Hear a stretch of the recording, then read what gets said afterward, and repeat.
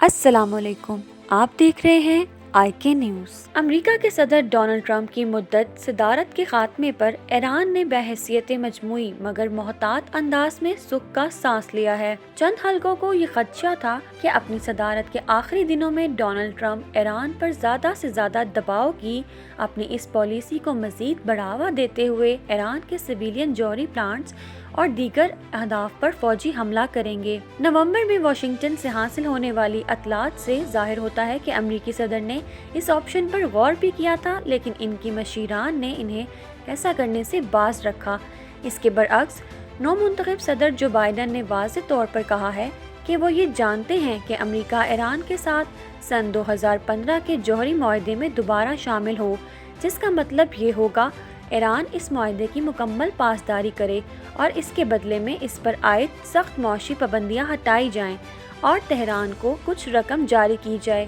اسرائیل کے وزیر دفاع کا کہنا ہے کہ اسے حملے کے آپشن کی ضرورت ہے۔ سادہ الفاظ میں کہا جائے تو نہیں، اسرائیل نہ صرف ایران کی سویلین جوہری سرگرمیوں سے بلکہ اس کے بیلسٹک میزائل تیار کرنے کے پروگرام کی وجہ سے بھی انتہائی تشویش کا شکار ہے۔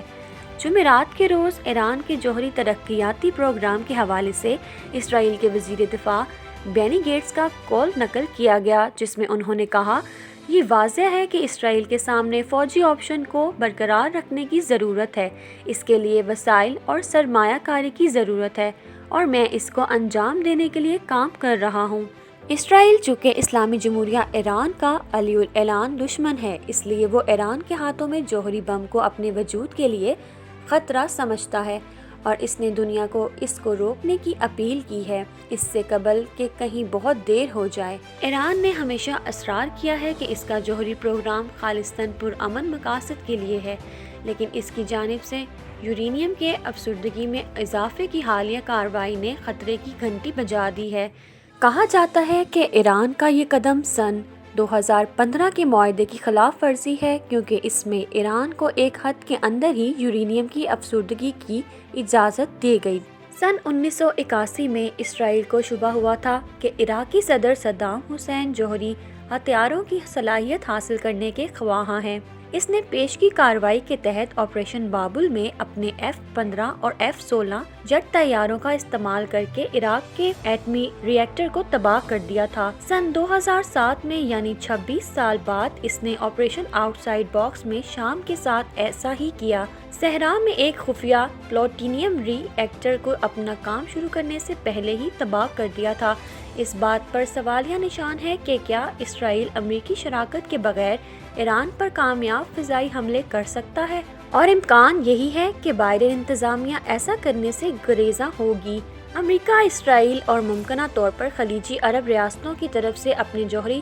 لاحق دیرینہ خطرے سے باخبر ایران نے اپنی کچھ تنازعات کو پہاڑوں کے نیچے زیر زمین لے جانے پر رقم خرچ کی ہے۔ اگرچہ ایران کی جوہری صنعت بظاہر سویلین ہے، لیکن وہ فوجی اور سیکیورٹی کے بنیادی ڈھانچے کے ساتھ قریب سے جڑی ہوئی ہے۔ در حقیقت ایرانیوں نے جوہری صلاحیت حاصل کرنے کی تیاری میں اتنا عرصہ لگا دیا ہے کہ اب اس بات کا امکان نہیں رہا کہ اس کے زیر زمین سہولیات ناقابل تسخیر ہیں۔ اس کے باوجود ایران کے جوہری تنازعات 3 محاذوں پر حملے کا شکار ہو سکتی ہیں۔ بین الاقوامی انسٹی ٹیوٹ برائے اسٹریٹجک اسٹڈیز IISS میں ایسوسی ایٹ فیلو اور اسلحہ کنٹرول کے ماہر مارک پیٹرک کا کہنا ہے کہ ایران کی تنازعات ناقابل تسخیر نہیں ہیں۔ ایران ایک وسیع و عریض ملک ہے اور اس کی جوہری تنصیبات ملک کے طول و عرض کی گہرائی میں پھیلی ہوئی ہیں۔ بہت پہلے سن 2012 میں ہی ماہرین نے کہا تھا کہ فردو ایران کا ایک علاقہ جس میں یورینیم کی افسردگی کی سہولت ایک پہاڑ کے اندر کم از کم 80 میٹر یا 260 فیٹ کی گہرائی میں ہے،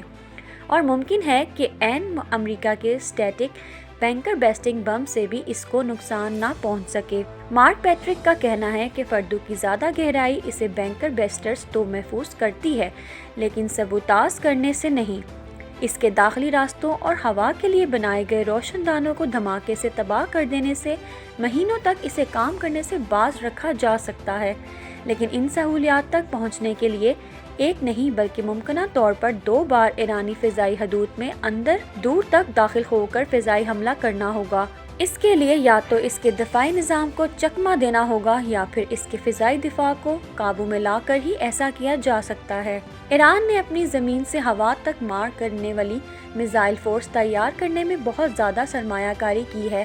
جس میں باور 373 بھی شامل ہے، جو کہ روس کے S-300 نظام کا ایک دیسی ساختہ وژن ہے اور جو 300 کلومیٹر 186 میل دور تک طیارے کو ٹریک کرنے اور نشانہ لگانے کی صلاحیت رکھتا ہے۔ ایک واحد جزوی طور پر کامیاب حملے کا امکان تو ہے، لیکن اس میں خطرہ یہ ہے کہ پائلٹ کو پکڑ لیا جائے گا اور اسے ایرانی ٹی وی پر دکھایا جائے گا، اور یہ وہ چیز ہے جو کسی حملے سے باز رکھتی ہے۔ اسرائیل کی خفیہ ایجنسی موساد نے ایران کے اندر ایجنڈوں کے غیر معمولی طور پر باخبر نیٹ ورک تیار کرنے میں کامیابی حاصل کر لی ہے۔ اتنا باخبر نیٹ ورک کہ جب 27 نومبر کو ایران کے اعلیٰ فوجی سائنسدان جنرل محسن فخری زادہ تہران کے مشرق میں ایک سنسان سڑک پر ایک محفوظ قافلے میں سفر کر رہے تھے تو ان کے حملہ آوروں کو ان کے راستہ اور اوقات کے بخوبی علم تھا۔ اس دن اس پر کس طرح حملہ ہوا اس کے متعلق مختلف اطلاعات ہیں۔ ایران کا دعویٰ ہے کہ یہ ایک پک اپ ٹرک پہ نصب سیٹلائٹ کنٹرولر مشین گن کے ذریعے کیا گیا تھا، جبکہ دوسرے ذرائع کا کہنا ہے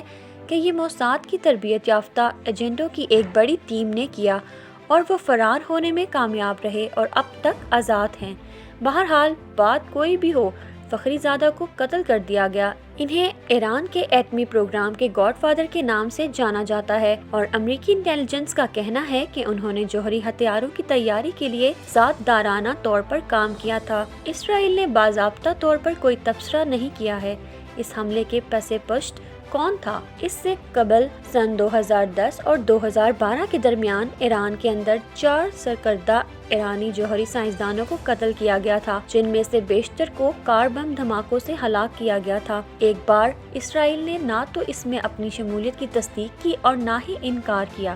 لیکن ان ہلاکتوں سے یہ ظاہر ہوتا ہے کہ ایرانی سیکیورٹی کی جانب سے زبردست تحفظ کے باوجود قتل اپنے ہدف تک پہنچنے میں کامیاب ہوا اور ایران کی جوہری ٹیکنالوجی کی دانشورانہ صلاحیت کو نقصان پہنچا رہے ہیں۔ اسرائیل کی خفیہ ایجنسی موساد نے ایران کے اندر ایجنڈوں کے غیر معمولی طور پر باخبر نیٹ ورک تیار کرنے میں کامیابی حاصل کر لی ہے۔ مزید معلومات حاصل کرنے کے لیے ہماری ویڈیوز کو دیکھتے رہیں، چینل کو سبسکرائب کریں اور بیل آئیکن بھی پریس کریں۔